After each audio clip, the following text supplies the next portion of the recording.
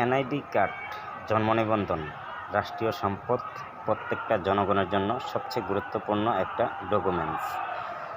তো যখন NID card বাংলার মাটিতে শুরু হয়েছে, এনআইডি কার্ড যখন বানাইছে তখন কিন্তু ঠিকানার ভিতরে, নামের ভিতরে বিভিন্ন প্রকার ভুল ত্রুটি আছে। তো এনআইডি কার্ড সংশোধন করতে গিয়ে এমন কিছু ঘটনা বেরিয়ে আসে যা দুঃখজনক।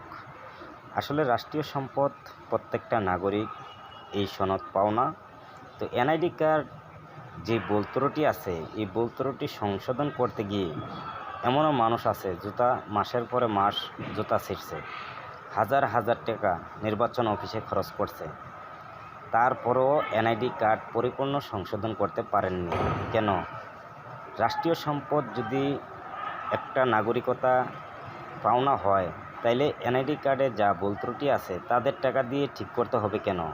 তাইলে রাষ্ট্রীয় সম্পদ কী হিসাবে আমরা গ্রহণ করতে পারি?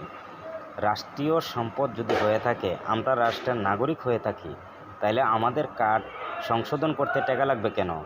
এটা তো রাষ্ট্রে ভোগ করতে হবে, কারণ এটা রাষ্ট্রীয় সম্পদ। আমরা দেশের নাগরিক, আমাদের আইডি কার্ড করার সময়, আইডি কার্ড কিংবা জন্ম নিবন্ধন করার সময় হয়তো কোনো না কোনো ভুল ত্রুটি ঠিকানা ব্যবহার করা হয়েছে। তাহলে এখন ঠিক করতে গিয়ে আমাদের টাকা লাগবে কেন?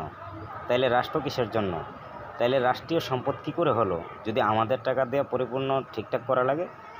ভুল ত্রুটি হয়। ভুল ত্রুটি হইলে এই অফিসগুলোর যেই কর্মচারী আছে তারাই কিন্তু ভুল ত্রুটি করছে।